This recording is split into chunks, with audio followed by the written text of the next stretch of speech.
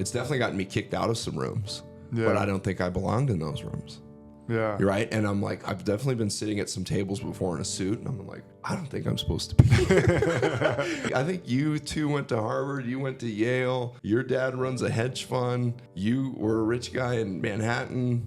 How am I at this dinner again? But for some reason, I was invited to this, and then I would get in my head about like, I was thinking about how I didn't deserve to be around this group of wealthy people, and so therefore I didn't like talk.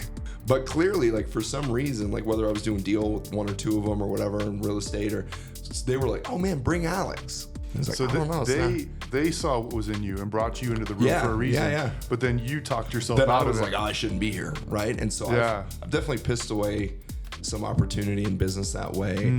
But there are days where I am in my head about things, and it's just like, just stop. Yo, what is up? This is the Seed Time and Harvest podcast with Alex Chapman and Nate Forse.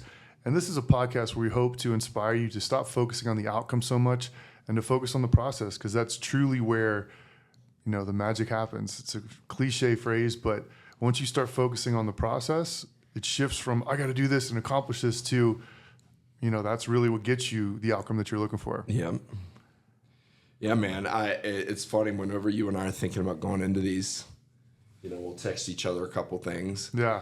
And it is truly a therapeutic session, because I'm like, oh God, what am I going through or feeling right now? Right? Like, what are the darknesses that I'm feeling? How do I want to share that? Yeah. Because I think that everyone is going through battling something. Oh, yeah. And a lot of people, some people are laying on their backs, you know, and not wanting to get up.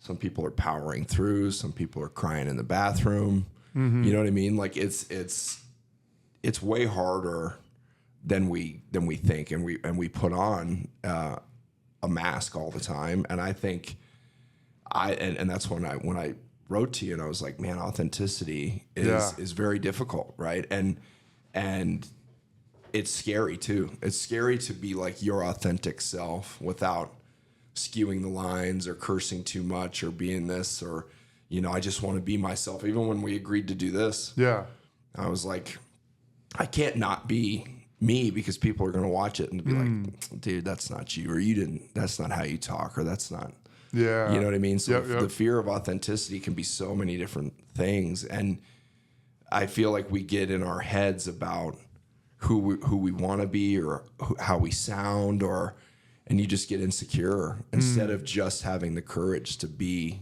confident with yourself, you know? And I think, and you go through all these different growth, you know, phases of your life where you aren't that person anymore.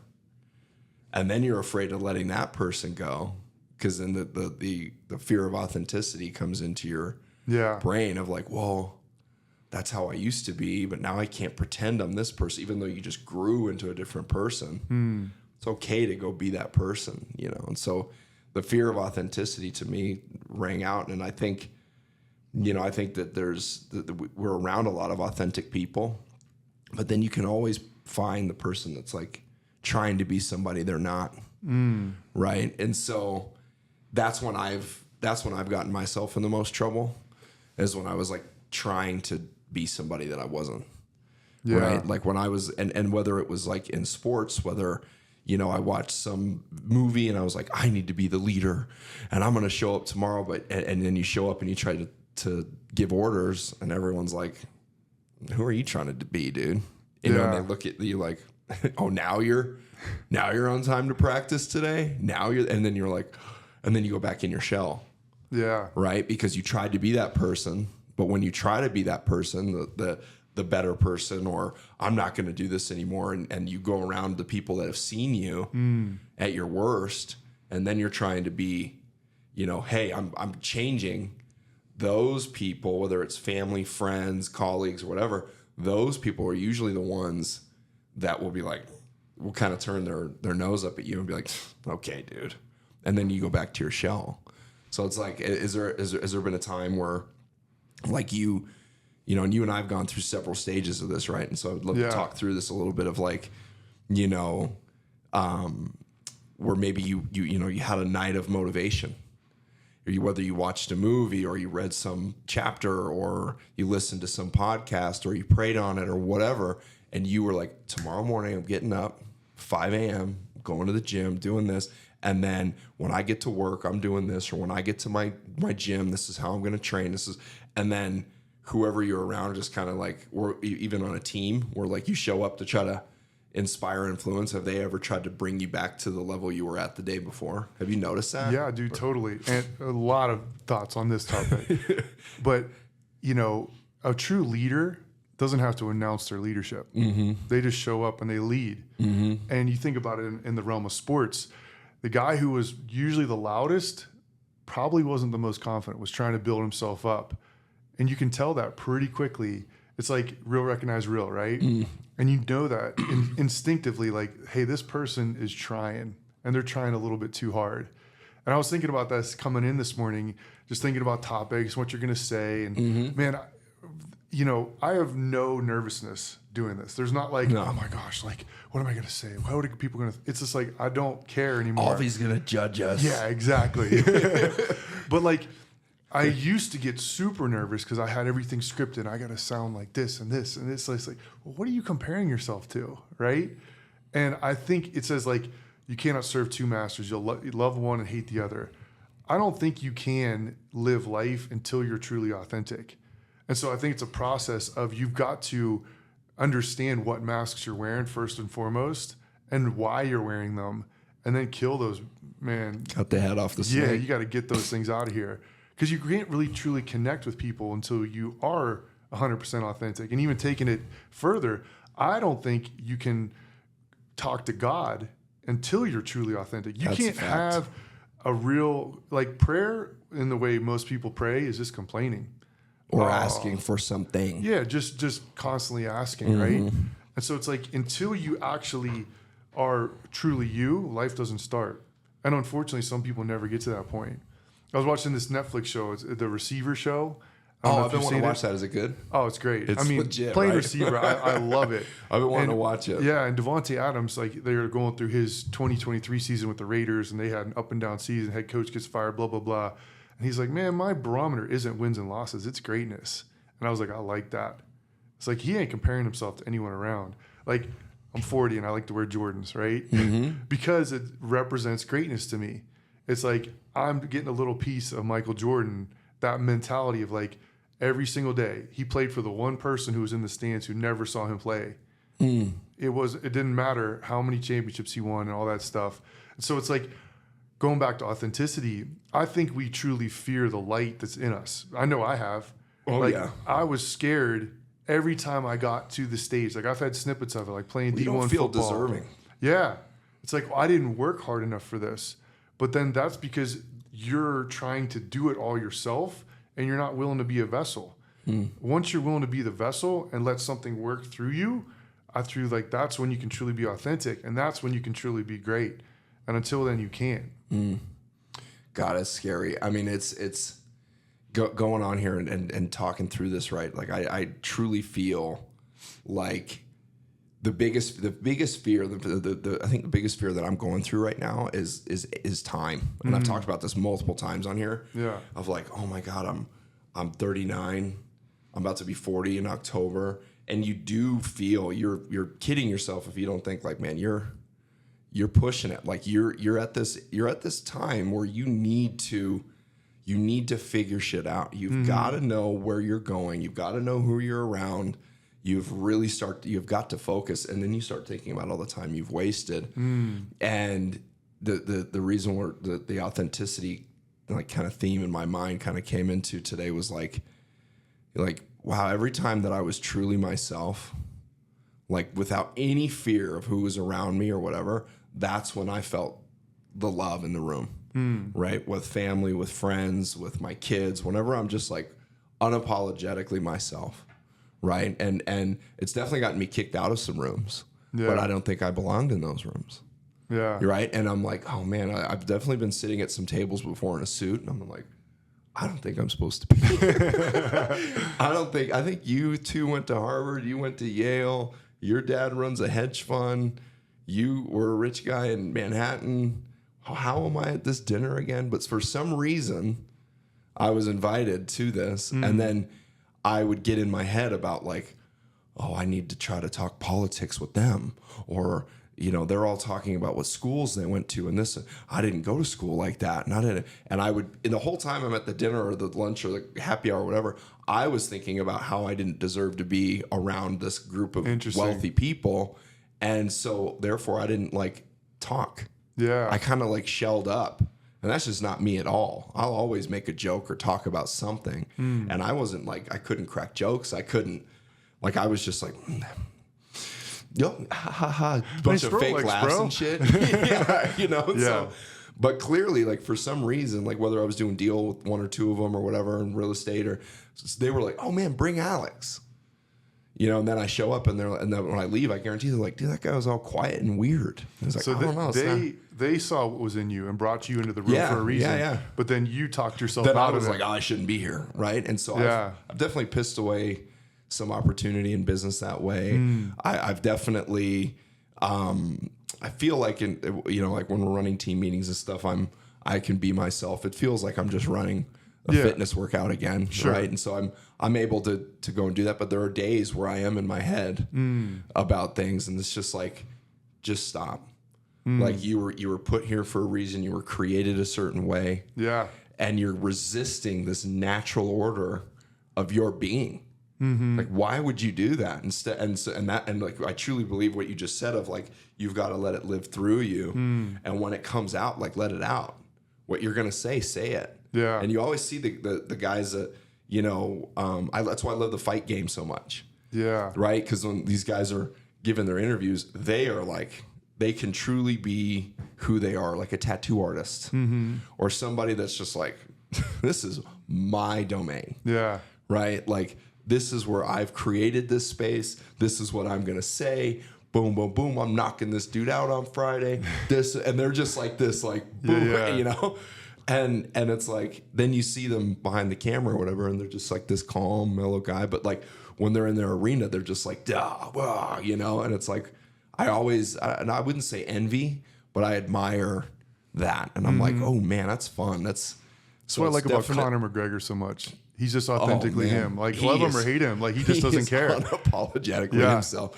I've always loved Conor because I watched the documentaries and stuff behind the scenes. I watched it multiple times. And I was obsessively watching him when he was like climbing. Yeah. Dude, and he gives so much money back to Dublin and to schools and to the gyms and gets kids out of the streets in Dublin, Ireland. And he's never recognized for any of the good he's doing. He's always just like, you know, so it really is, it's scary. Sure. You know, so to whoever's watching or whatever, you know, it's like, you really do need to be yourself and don't be afraid of who's in the room because you'll blow it. So I've blown it. Go back to that real quick. Like, how do we kill that negative voice? Because everyone has it. And I know I've succumbed to it plenty of times. Like my whole football career, for example, like I didn't feel like I was worthy of the NFL, so I didn't get there, even though I played against people who had been there and dominated them.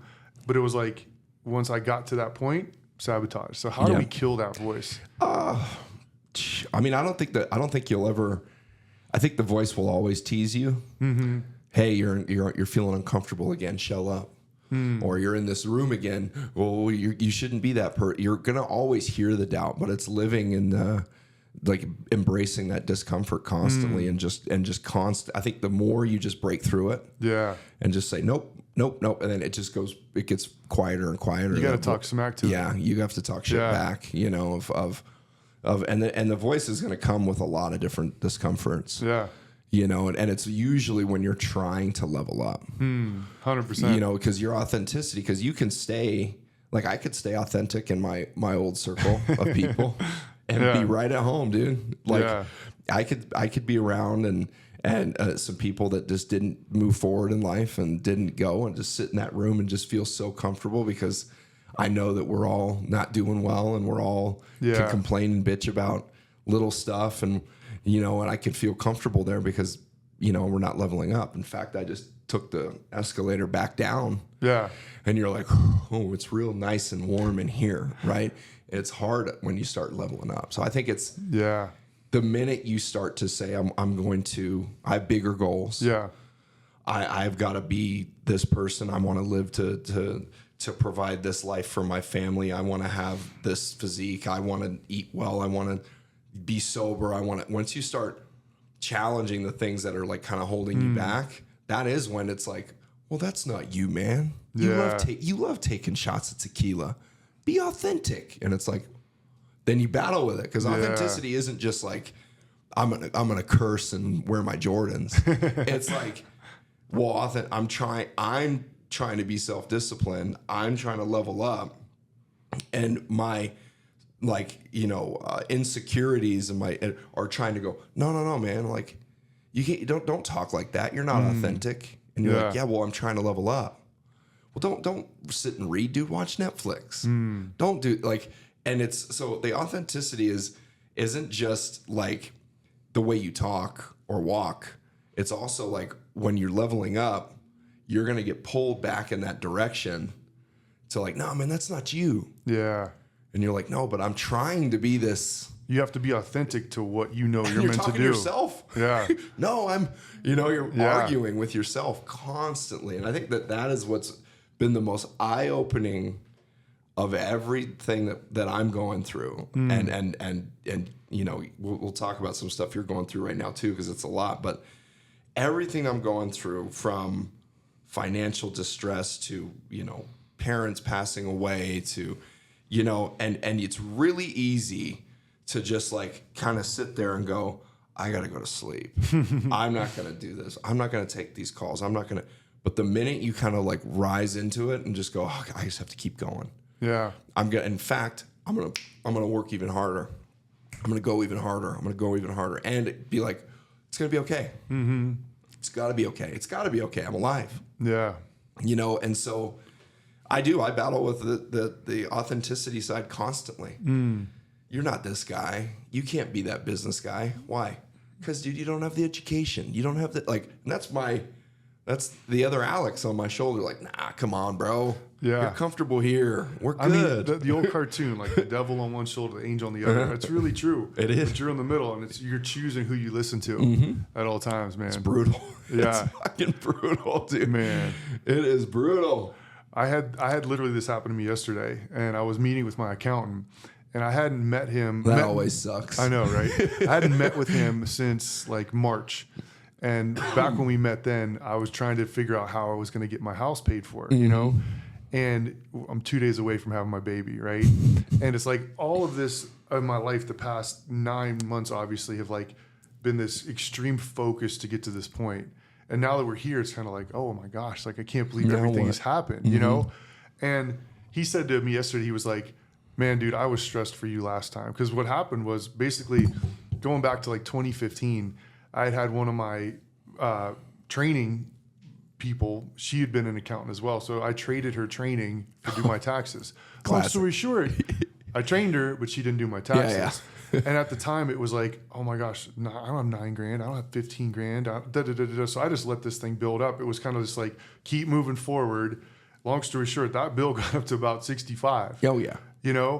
And that was keeping me from getting a loan. And so I felt like basically I had like, this is where we're supposed to go. Like I couldn't see us bringing our third kid into the world in a small 3-bedroom house where we're already maxed out on. And I saw how stressed it made my wife. I was like, this is not the life that's meant for us. Mm-hmm. And so it was just crazy, this whole journey of even getting to this house. Cause it's been, one thing after another. We lose our insurance the day I apply for, the house. And I was like, babe, we just got to go through with it. We get pre-approved, we get the house, with a new build, it's like first come, first serve, and we get in line. Then we figure out, we have to do this contingent. Well, we'd have to have sold our house by March. Well, then we end up not going contingent. We go the co-signer route. That takes this other $65K on top of the taxes I already owed that I was going to have to claim and pay on like phantom money because I didn't have a full 2 years of real estate income. And it's been like, all these things, bro. Yeah. And so it's like, I was thinking about being authentic of like, hey, how did we even get to this house? Because we're here now. Everything's done. I've almost tripled my income from last year with the sale of our house. I'm like, above and beyond anything I could ask, think, or imagine. And yet we're here. And it's been like, I've had to like really, the gym for me has been killing that fear. And it comes to me at night. It'd be like, I'm laying down. It's like, oh my gosh, did you lock the front door? And it's like, for me, I fight back talking smack, like the truth will set you free, right? So it's like, he hasn't given me a spirit of fear, but a power and of love and a sound mind. I don't know how many times I've said that. Like when I feel that stuff. And then I focus on, man, I feel like he's given me a vision of what my life is meant to look like. And it's this beautiful house. And it's the feeling we have. It's not about the house, but it's about like what we've had to go through for this. And I told my wife yesterday, I was like, babe, and I'm just so proud of us. Like we didn't wait until we were rich to have kids or like till we had the perfect house. It's like we've moved when it wasn't our reality, knowing that it was coming. And guess what? It's shown up. And I'm like, I'm living proof of it, bro. Mm-hmm. And it's like, that's the authentic piece of like, I haven't listened to fear anymore. The doubt, you're not good enough. You're not this, you're not that. You're a slow white boy, blah, blah, blah. Like all these other things. Like, no, I'm great. I'm amazing. I'm meant to do this. Like, I know it's coming. And my accountant said yesterday, he's like, I don't know how you were able to do this. Like when we met last time, you were just like, yeah, we'll figure it out. And I remember thinking, I was like, that was really me. I was not scared in that moment. Like I wasn't worried about the 75 grand or whatever money I had to pay back to the IRS and all this other stuff, down payments and of all this noise. I was just like, yeah, it'll work out. Mm-hmm. It's going to be fine. Mm-hmm. And I still feel the same way. And my coach, my Uncle Reggie, he asked me last week on our call, he was like, you know, what has really shifted for you? And I was like, I really feel like I'm not scared of the light in me anymore. And talk about like, the fear of authenticity, like that's what I've really truly been scared of, like being truly me, where like I'm awesome. I'm at the front of the room. I'm leading the pack. Like even like in the place I am now with our company, when I was playing football, I remember leading the whole league in catches and yards, and my buddy told me about that, and I started checking my stats all the time. Yep. And I became someone I wasn't. I was focused on, I'm going to lose this, and guess what? I lost it. Where focus goes, energy flows, and results show. Yeah. Gosh. So it's funny we were talking about this. It's like I literally like felt this yesterday, which is cool because me and you usually are going through very similar stuff, which I know other people are as well. Of course. And that's why we're talking about it. Yeah, and it's heavy, and I think like for our real estate team too, it's so tough. I'm in such a different headspace with our team because the amount of, and we've talked about this before, the amount of potential that's in the room is beyond, like I've never been in a room like this where I can look out and everyone and just go, you've got it, or you wouldn't be here. Mm-hmm. You wouldn't be in this room with us if you weren't this person. Yeah. Because we saw the light in you. And where I've found my purpose now is to try to like open those doors so they can see it too and go, see, go drink it. Go drink out of that well. It's delicious. It's very fruitful. You'll live a wonderful life, very fulfilled life, of abundance and freedom. And you can change your kids' lives and generations, and I think we all get so caught up like with the like monetary side of just the cash. And the minute and the what was kind of really, really cool about your story is one thing you left out was the whole time you were going through all that stuff, like all the shit you were dealing with, you didn't stop working. Mm-hmm.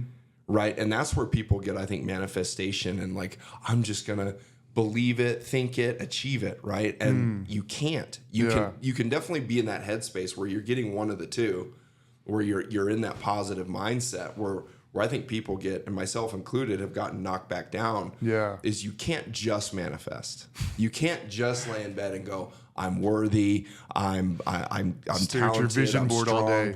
Yeah, and you're giving yourself these affirmations and you're stating these great things and you're journaling all these positive words. But then you're not putting the work in that's in front of you. And I truly believe that where we are positioned right now, that if you were to go and put the work in, your life is going to change. And there's not a lot of people. I think what happens too is the people that listen to stuff like this, they're not in careers that they can go make a change in. You know, they're in a cubicle, or they're in a warehouse, or they're driving an Amazon truck, or they're really just like they're a worker bee. Yeah. But there's no vision for them. There's no like freedom. There's a ceiling, and it's very low. We've talked about this, right? And so I feel that that's why entrepreneurship and everything has gotten so big, because so many people have realized betting on yourself is the only real gamble. Yeah. And so that's why I've agreed to do what we've done at B1, because you can move the ceiling for everyone. Yeah. Every single person in that room can achieve what you're achieving, can do what I'm doing. Yeah. And that is a very, very uncommon workplace where you are in this like it's like being in Wall Street in the 80s or something, where you're like, so if I make all these calls, I can have that penthouse in Manhattan. Like, yeah. And I'm 22, but I can do that. Yeah, man. Keep dialing. Right. And these young people back then were just like, and they started to see it and believe it and get their suits and get their cars and get their watches. And this whole generation of people back then figured out that you can just put work in through sales and through your charisma and through a product that you're selling or whatever, and really grow. And I do feel like we have this, but I'm having this like conflict, because it's almost like I have to try to like convince people that this is real, and they're only going to play as hard as they are going to play, right? Like they're playing the game, but they're not obsessed. Yeah. Right? Like their goals beyond their, like, you can sit in a room with anyone on the team and say, what would you like to, what are your personal professional goals? And a lot of them are, I want to make 100K this year, which is fine, which is a great goal. Like, you want to make it 6 figures. Okay, perfect. Yeah. How are you going to do it? And they don't have they're not sitting there and saying, okay, well, if I'm answering 10 calls and I'm only closing 1 out of 10, and that's this, and I'm only making $5,000 on that, man, I have to answer more calls, or I have to do more work. I can't make $5,000 a month and make $100,000. Yeah. Because after taxes, everything is, I've only made $62,000. So I'm 38,000 shy of this. Yeah. Okay, I need to sell this, and they're not like peeking behind the door, going, oh, well, there's this opportunity, and then there's this one, and there's that one, and then all those opportunities that come through on Slack that just go unanswered, and everything else, and it's like the universe is telling them, God is telling them, hey, it's right here. Yeah. Say yes. Yeah. Make yourself available. Keep going. And so I believe, and I get cold chills, because I know that we have built something where someone can go and be you and I. And it's like, but if you don't want to be that person, you're never going to be that person. You're just stuck in this. I think people want to be it. I don't think they believe they're worthy of it, or that they can do it. Yeah. Like, you have to have a bigger vision for your life. Like, I've kind of thrown out goals, dude. I focus on the process. Like, I have that vision. I keep that. That's what I've worked on. Like, when that fear would come in, I'd be like, no, I'm shifting my focus from this. I see what my life is meant to be. And so, and then I show up because I believe now. I've shown up out of the fear of not being enough, or not, or hoping that someone sees blah, blah, blah. Like, yes, you have to show up, like, but faith without works is dead, right? So you have to have the faith to believe that you can, like, change your life. But, like, you're literally telling God, I'm ready when you show up. It's not going to come overnight. That's the seed. That's the time. That's the harvest. The farmer just throws the seed out, but he doesn't stress over it. He doesn't, like, he's not up late at night, like, staring at the ground. No, he pulls the weeds when they come up. He fertilizes it. He waters it if he needs to. He does what he needs to do. But it's just like, he brings the increase, right? So, like, you have to have something bigger in mind. You have to get rid of those masks that are getting in the way of it. It's like, all I need is the faith of the mustard seed, right? But, like, what's getting in the way of that? It's fear. So powerful. That's the enemy's tactic. Fear is and it comes in so many different ways. Like, I remember Tony Robbins saying one time, like, stress is the achiever's word for fear. I'm like, I say I'm stressed all the time. Yeah. But, like, what are you stressed about? Too blessed to be stressed, right? Yeah. So it's like, you have to kill that in order to really have what's meant to be in your life. Like, I dress every day like I'm going to take a $10 million lead. Mm-hmm. Like, my phone can ring right now. Yep, I'll be there, Cherry Hills. Let's go. You know, and it's like, that to me is an act of faith. Like, I know it's going to come. I don't know when it's going to come. And like, we're going back to talking about luck. I think luck is garbage. Yeah. You know, I don't think luck is real. I remember my high school coach told me, like, luck is when preparation meets opportunity. Mm-hmm. You got to be prepared. You got to show up. But if you're not showing up, like, You'll never bro, get it. I've gotten 3 listings by just being in the office. Isaac says, "Here, Nate." Yeah. Like, what? Yeah. I'm literally just here. Yeah. And but I'm proving that I'm trustworthy by showing up. And people are always watching. You know, everyone's watching at all times. Your kids are watching, your friends. And it's like, there's no stress in that, though. Because if you're trying to achieve, there is. But if you're just being who you are, authentic in who you are, then it's just like, yeah, that's who I am. Like, I'm meant to have this life. Mm-hmm. I finally believe it now. And like, the work for me now is that, oh, you know, you're not going to maintain this. Oh, yeah. Oh, got to stay there. You might now. have had a nice run. You had a good season. You got to stay there now. Yeah. But are you going to have a good career? Yeah, yeah. You know? And so that for me is like, no, it's like, I had this thought last night.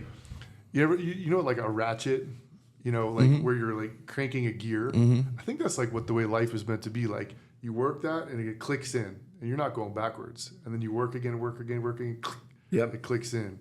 And I remember making a post about that probably like 8 years ago. But I wasn't free then. Mm-hmm. I had that thought of like, this is what my life is meant to be. But I look back on that time, it's like everything up to now has led to that as well. But yeah, dude, it's like... As far as a shout out to, you know, I want to give a shout out to Alec McLean. Yeah. Right? Because he's taken kind of like this very similar road that I took in real estate where like just for whatever reason he's dealing with, it's like the toughest clients, right? And this last deal he did, it was very difficult. He was dealing with a very challenging client that was just very demanding. He was up late. He was up early. They were on the phone constantly. And I think Alec was set to make like, geez, after taxes, maybe like $1,100 or something, right?